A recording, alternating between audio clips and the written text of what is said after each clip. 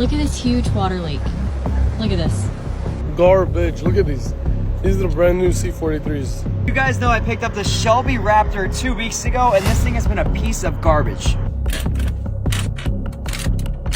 Many new car owners are increasingly encountering difficulties and problems after purchasing a new car. Before we get started, don't forget to like the video and subscribe to the channel.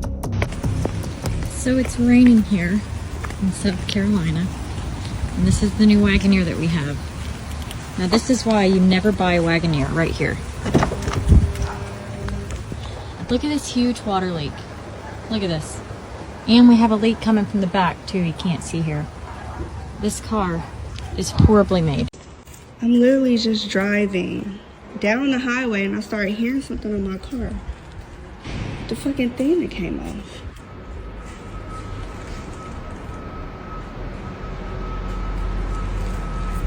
What the fuck?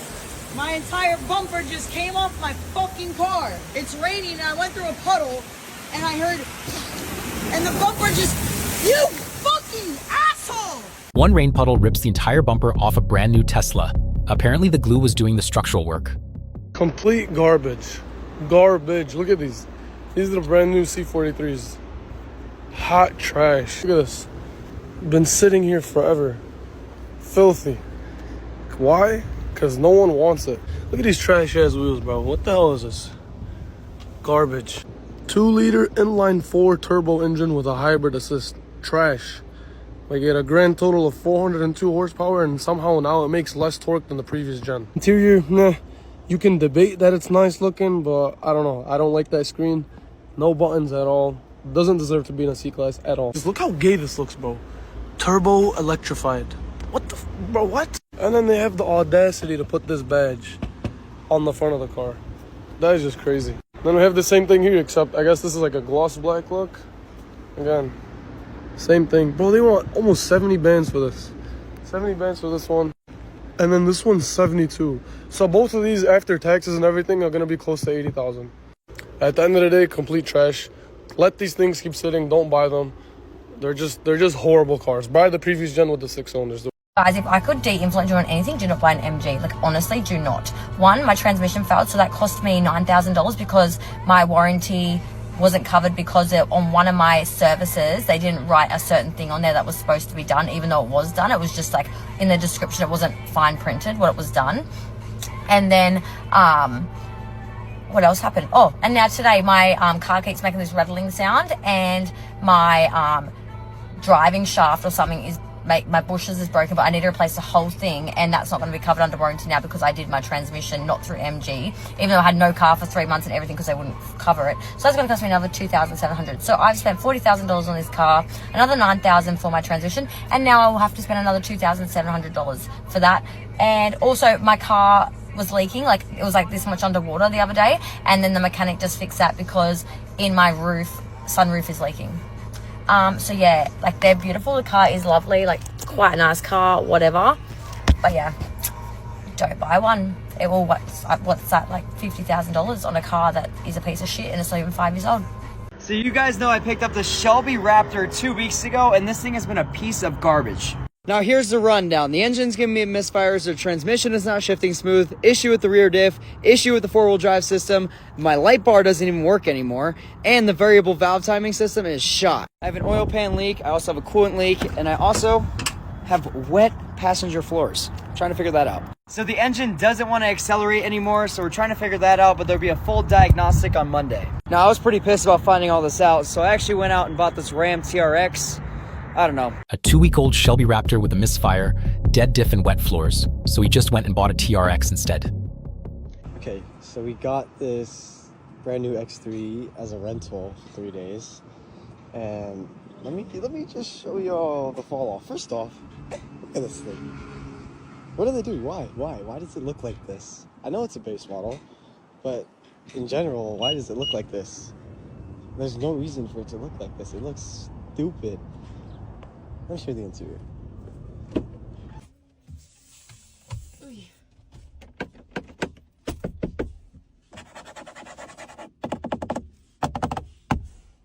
Cheap plastic. Cheap plastic. Headliner material. Bro. Cheap plastic. This moves. Cheap plastic. Oh, you want to move your vents? Whatever this little thingy is. Oh, you know, main part of this dash. Nope. Cheap plastic. Oh, your vents?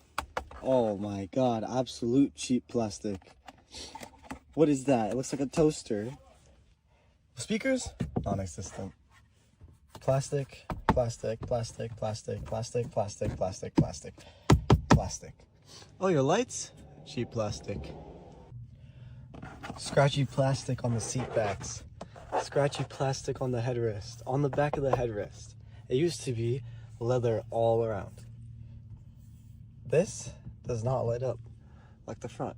The front one is like clear plastic. Nope. Just normal plastic, no ambient lighting.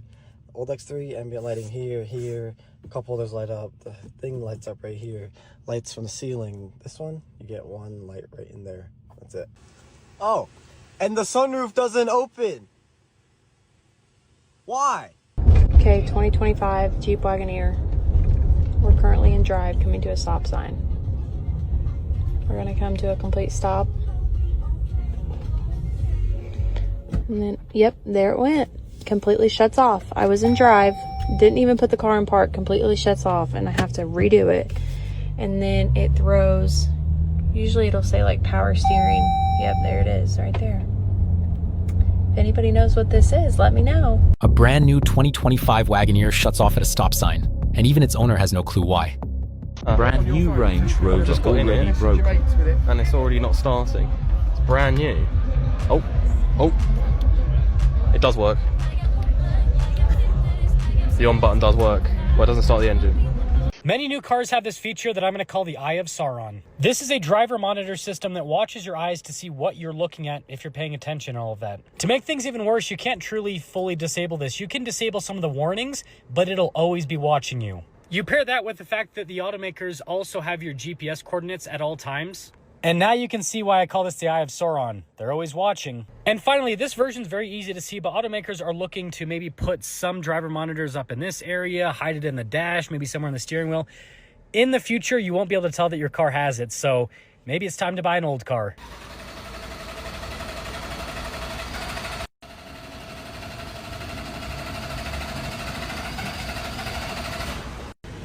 Brand new 2022 Ford Explorer. This is the second time this week that it's left me stranded at work. I am over this car. I've only had it 3 months. I just picked it up last night. Supposedly they fixed everything. And here I am in the same situation I was on Wednesday. I do not need this stress right now. I am pregnant. I have my kids. You know, my son's right now in the back. Good thing my husband got out early. So now he's here helping me. But now we're waiting on a tow truck. Story of my freaking life. We just bought this all-new 2024 Hyundai Santa Fe, and after only 27 miles, the transmission's already giving us issues. You can actually hear the issue.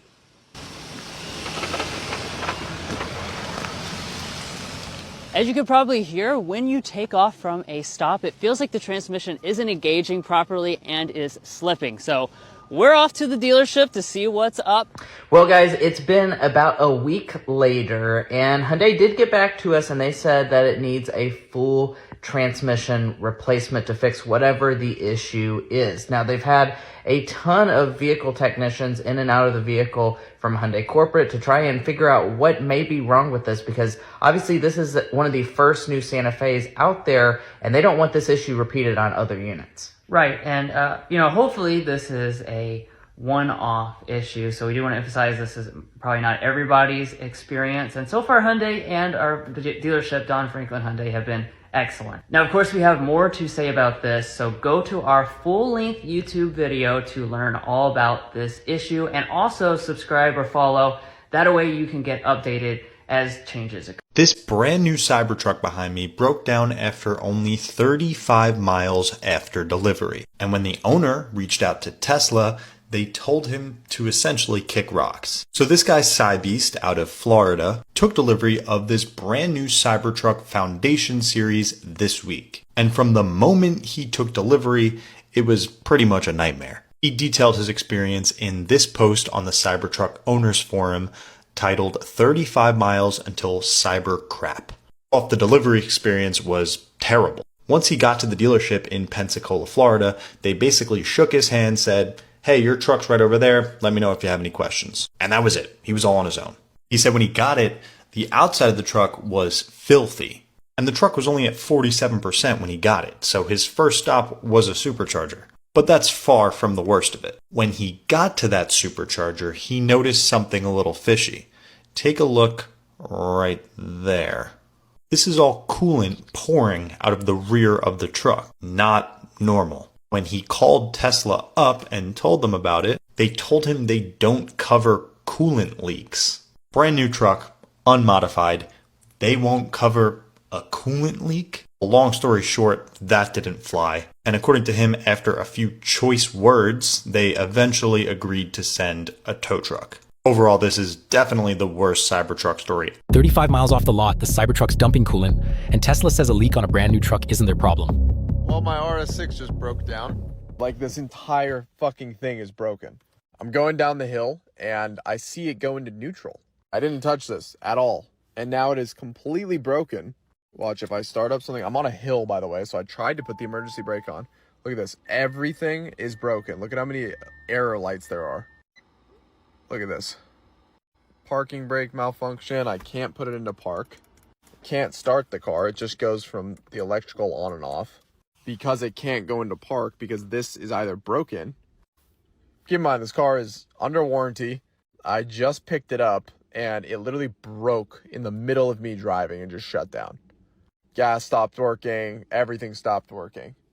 So, looking like the RS6 is going to have to get towed. I was literally waiting to make like a week in the life of the RS6 to give an update on it. And, it's fucking broken. All Audi roadside assistance or AAA or some shit. And let's hope that they can fix it relatively quickly. What car brand would you never own and why? I would never own a Hyundai or Kia product or basically anything KTM because they just keep blowing up no matter what you do with them. What car brand would you never own and why? Easy. That one's gonna be Hyundai. Not good cars at all. Nothing about Hyundai is good. Kia's another one. What car brand would you never own and why? Probably wouldn't ever want to own a Hyundai or Kia product because after 100,000 miles they just start falling apart. This is a 2025 Subaru Outback. It will not let me actually open my climate control unless I open the camera on my phone, and then it will let me push all the buttons.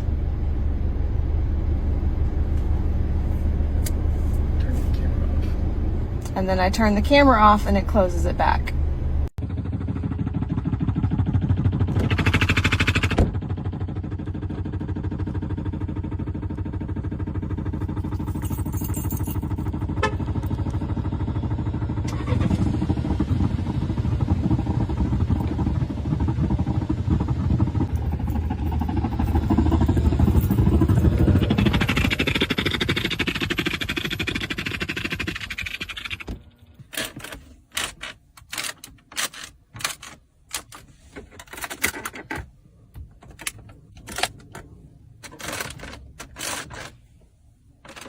New cars suck. Glass headlights, plastic headlights. Flimsy plastic, stiff.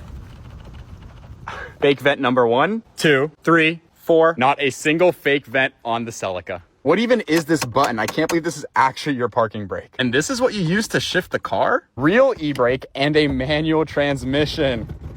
No screens either, and it's very driver focused. Andrew, what's your favorite thing about your car? The fact that it'll gap yours. You know what? You do have me there. All of this plastic is disgusting. You can actually see my turbo. It is very cool to see how far Toyota has come in 30 years. It's also great that you can still see 30-year-old Toyotas on the road today. Will that happen with a BMW made Toyota though? I don't know. It's also awesome that Toyota is continuing to make awesome sports cars even in a time when we have super strict regulations and no one wants a manual anymore. Which styling do you like more, new Toyota or old Toyota? All jokes aside, both of these cars are awesome in their own way, but I do have to admit, BMW does know how to make a good car. Follow for more car content. I'm literally shaking. Like, I literally just got off the highway. My car is like not accelerating the way it should be. I'm on the side of the road. I'm literally about to start crying. I'm almost there. Should I just try it? I'm just gonna try to get there.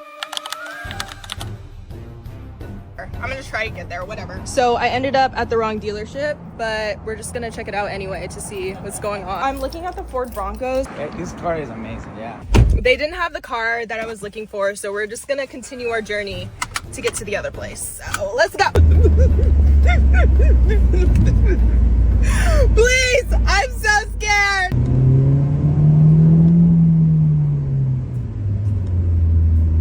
Legitimately 27 minutes away. That's a long time. Oh, help. It's definitely giving in and out, but it's still going. She's still going. Okay, y'all, I made it.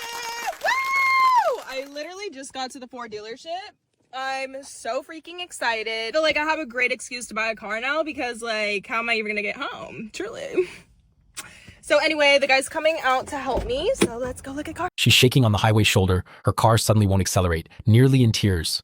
27 minutes from the dealership that can't save her.